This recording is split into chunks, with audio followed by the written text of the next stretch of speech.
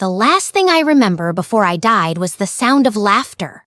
Not the warm kind, the kind that cuts. Sharp, deliberate, designed to make sure you know your place. I was sitting at that long mahogany dinner table, surrounded by the people who were supposed to love me, and every single one of them was laughing at me. My husband's mother had just called me a pretty little mistake. My husband, the man I had sacrificed 6 years of my life for, didn't say a single word to defend me. He just swirled his wine glass and looked away. 3 days later, I was dead. A car accident, they said. Tragic, they said. They cried at my funeral. Oh, they cried. And then went home and divided up what was mine before my body was even cold. But here's what none of them ever knew. I came back. I woke up exactly 4 years earlier, gasping in the same bed where it all started. Heart pounding, hands shaking, and with every single memory of what they were going to do to me locked tight inside my chest like a loaded gun. They thought they buried me. They thought the version of me who sat silent at that table, who swallowed every insult and called it love, was all I would ever be. They had no idea what I had been hiding, and what I was now fully prepared to use. That dinner they humiliated me at? It was coming again. I had a date, a time. A seat at that same table.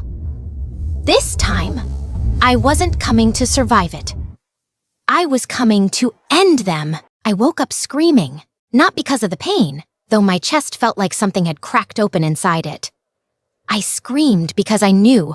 The moment my eyes opened and I saw the water stain on the ceiling of my old apartment, I knew exactly where I was, exactly when I was, 4 years before the dinner, 4 years before the accident, 4 years before my funeral where my mother-in-law wore white, like she was the one being celebrated. I sat up in that bed, hands trembling, and the first thing I did was look at my phone. March 14th. I almost laughed, because March 14th was the day Daniel first called me. The day he said, "I think I'm falling for you, Claire." I had believed every word. I had held on to that memory like it was sacred for 6 years. Now I knew the truth. That call wasn't spontaneous. It was scheduled. I know that sounds like the kind of thing a bitter, broken woman tells herself to make sense of pain. But I had proof. I had seen the proof.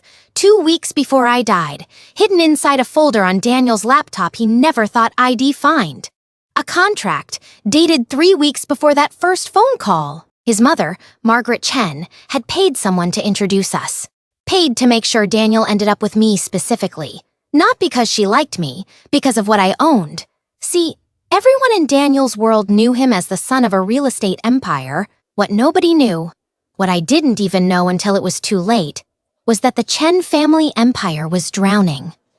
Quietly, professionally, catastrophically drowning. They needed a lifeline. And my late father's property holdings in downtown Boston were exactly that lifeline. The only problem? My father had left everything to me, with one condition buried deep in the will's fine print. A condition even my own lawyer had glossed over during the reading. If I married before the age of 30 and my husband's family could demonstrate a business merger within 2 years of the marriage, the primary asset, a commercial block worth $47 million, would be transferred jointly. Margaret Chen had found that clause before I ever knew it existed. She hadn't just arranged our love story. She had engineered my entire future as a transaction, and Daniel, charming, soft-eyed, perfectly rehearsed Daniel, had played his role without missing a single line. Sitting in my old apartment that morning, 4 years in the past, I pressed my palms flat against my knees and forced myself to breathe. "Do not cry," I told myself. "You already did that. You cried for 6 years. You cried at the table when they laughed at you. You cried alone in bathrooms and called it marriage. That version of you is done." I stood up, walked to the mirror, looked at my own face, younger, softer, still untouched by everything that was coming. And I made myself a promise. I would play the game. I would let Daniel make that call in 2 weeks. I would smile, I would laugh at his jokes, I would let the relationship begin exactly as it had before, because if I ran now, Margaret would find another way to get what she wanted. She always did, but this time, I wasn't walking in blind. This time, I had already read every move they were going to make, and I had 4 years to quietly dismantle everything they thought they'd built around me. There was just one problem I hadn't fully calculated yet. Something I discovered 3 days after waking up. When I pulled out my father's original will from the filing box under my bed, the clause was gone, not just missing, removed, cleanly, professionally, like it had never existed, which meant someone had gotten to that document before I did, and that someone was still out there, watching, waiting, and had no idea that this time, so was I didn't panic. That was the first difference between the old me and the me who had come back. The old Claire would have called her lawyer the second she noticed that clause was missing. She would have cried, demanded answers, made noise, and tipped off every single person who was working against her. I had learned that lesson the hard way. In my first life, every time I reacted emotionally, Margaret Chen had used it against me. Shess unstable, shed whisper at family dinners. Daniel deserves better than this, so this time, I closed the filing box, made myself coffee, and started building a list. Not a list of enemies, a list of questions. Who had access to my father's original will? His lawyer, Gerald Payne, a quiet man who had always made me feel slightly uneasy but whom ID never questioned because grief does that. It makes you trust whoever is standing closest to you. My Aunt Patricia, who had been present at the reading, and the courthouse records office where a certified copy was filed. That was it. That was the circle. I gave myself 1 week before Daniel's call. On day 3, I walked into Gerald Payne's office unannounced. He looked up from his desk, and for just a fraction of a second, just one tiny flicker that I would have missed in my old life, something crossed his face. Not surprise, not warmth. Calculation, Claire, he said, recovering smoothly. What a lovely surprise. I smiled, sat down across from him without being invited.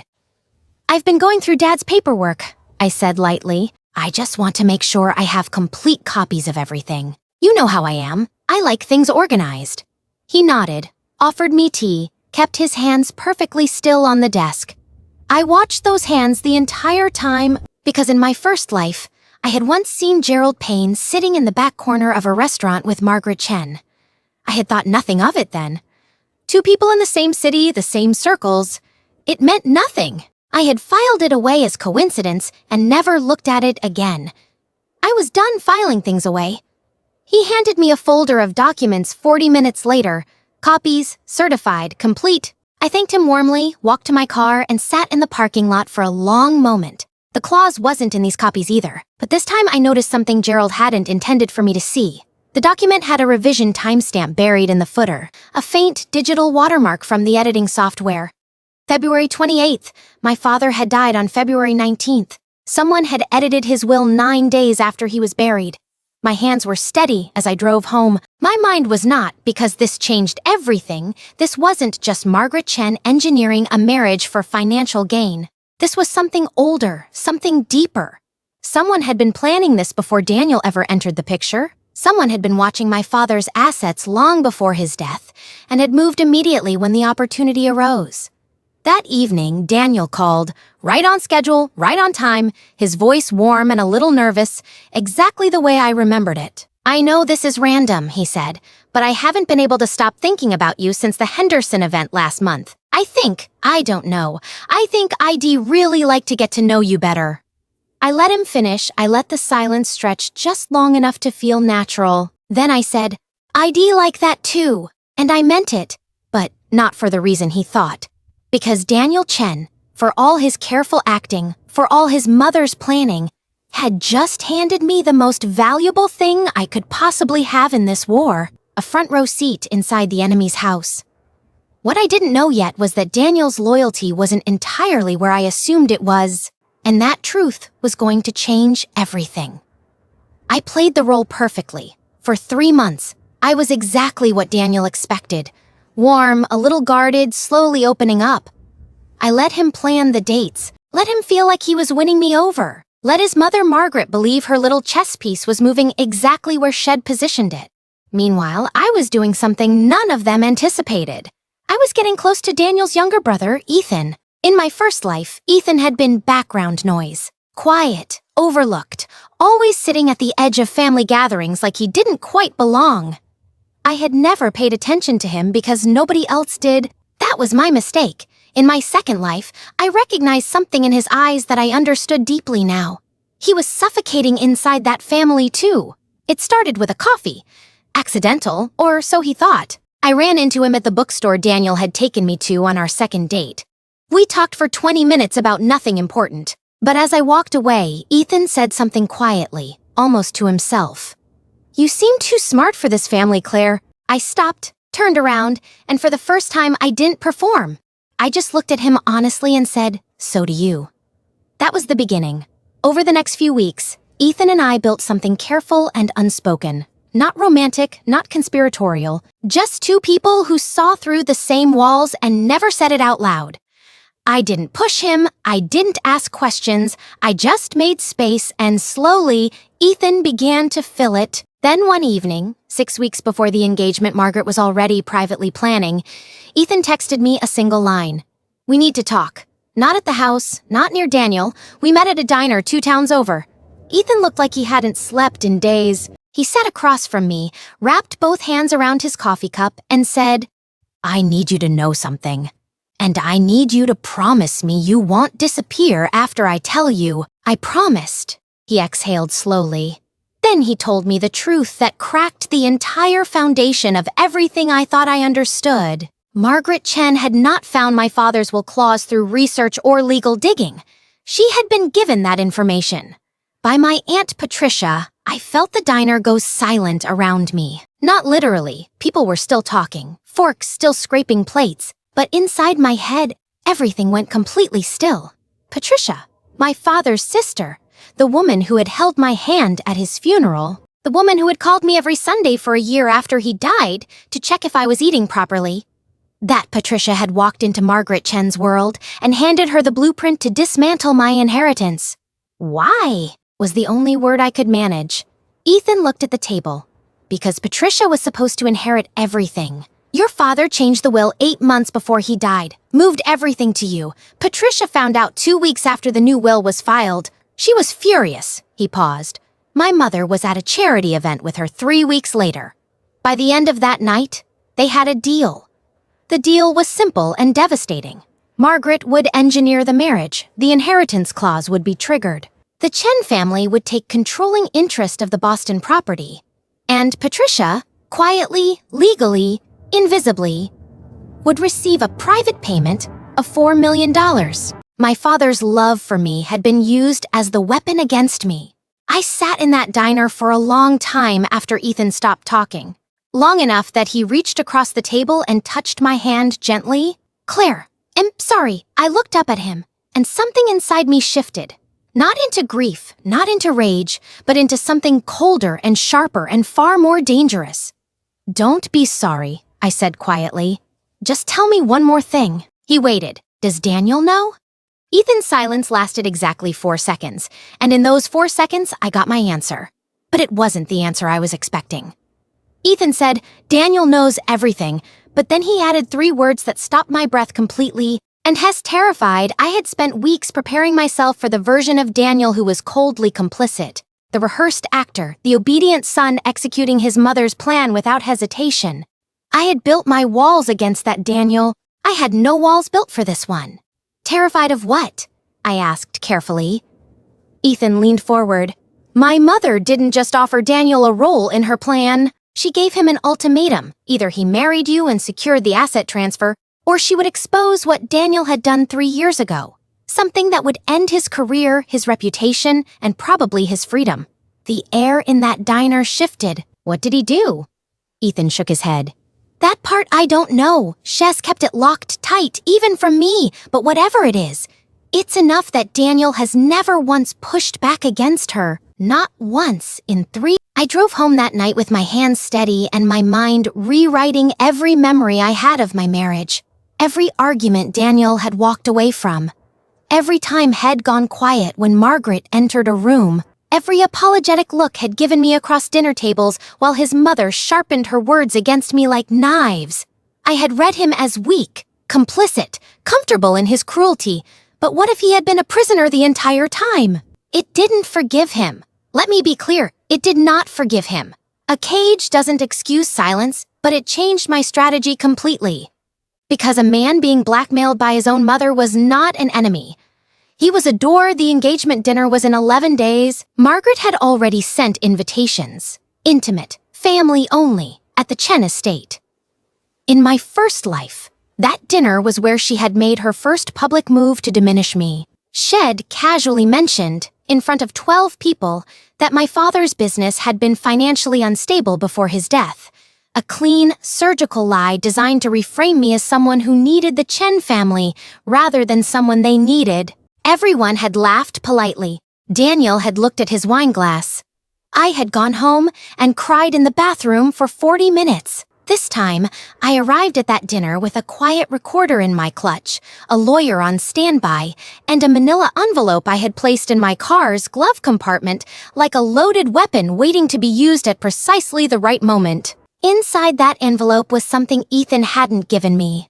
Something I had found myself 3 days after our diner conversation, after pulling every thread I could reach. Gerald Payne's original billing records, subpoenaed through a contact ID made years ago but never used in my first life, showed 2 payments. One from the Chen family account, one from a private trust registered under Patricia's name. But the third payment, the one that had actually authorized the will's digital revision, came from neither of them. It came from an account registered to a company called Meridian Consulting LLC, a company I had never heard of. A company that, when I traced its registration, listed one silent partner alongside a string of legal shields and dummy directors. A partner whose name I recognized immediately. Not Margaret, not Patricia, not Gerald. Someone who had been standing even further back. Someone who had been at my father's funeral, who had hugged me and called me sweetheart, who I had trusted so completely that it had never, not even once, crossed my mind to question them. I sat in that car outside the Chen estate, envelope in hand, and looked up at the glittering windows of the house that had wanted to swallow me whole. They were all inside, laughing, relaxed, completely certain I was still the woman who knew nothing. I checked my phone. My lawyer had confirmed receipt of everything. I opened the car door. It was time for dinner. The dining room smelled like expensive candles and old money. 12 people around that long mahogany table, crystal glasses, pressed linen, Margaret at the head, draped in navy silk, radiating the particular confidence of a woman who has never once been caught. Patricia beside her, my aunt, my father's sister, the woman who used to braid my hair when I was 7. Laughing at something Margaret had said, wine glass already half empty, and at the far end of the table, watching me walk in, was the third name from that account. My father's oldest business partner, Franklin Reeves, the man who had delivered the eulogy at my father's funeral, who had wept, who had called my father the finest man I ever knew. He sat there in his charcoal suit, and when our eyes met across the room, I watched the exact moment he realized something was wrong. I smiled at him warmly, took my seat beside Daniel. Daniel reached under the table and touched my hand briefly. Not romantically. A warning. A trembling, desperate warning from a man who had no idea I no longer needed one. Margaret opened the evening with a toast. To family, she said, lifting her glass. And to the future, everyone drank. I set my glass down untouched. Then I reached into my clutch and placed my phone face up on the table. Before we get too far into the evening, I said pleasantly, I'd love to share something. The table went quiet, Claire. Daniel started. It's all right, I said softly. It's just a document. I think everyone here should see it. I had sent the files to my lawyer 3 days earlier. Every payment record, every revision timestamp, the Meridian Consulting registration with Franklin Reeves, listed as silent partner. Gerald Payne's billing records, the communication chain between Patricia and Margaret that Ethan had finally, quietly, given me access to the night before, because when I'd shown him Franklin's name on that account, something in him had finally broken open. These records, I continued, still pleasantly, still calmly, show a coordinated effort to fraudulently alter my late father's legal documents. Initiated 9 days after his death, funded through 3 separate accounts, 2 of which are sitting at this table right now. The silence that followed was the most beautiful sound I had ever heard. Margaret's composure cracked first, not dramatically, not with tears. Just a slight stiffening, a whitening of the knuckles around her wine glass. I don't know what you think you found. The DS office received the full package this afternoon, I said simply, along with my attorney's formal filing. So whatever explanation you're preparing, save it for them. Patricia made a sound that wasn't quite a word. Franklin Reeves stood up, then sat back down, then looked at the door like he was calculating distance. Why? Daniel said quietly beside me.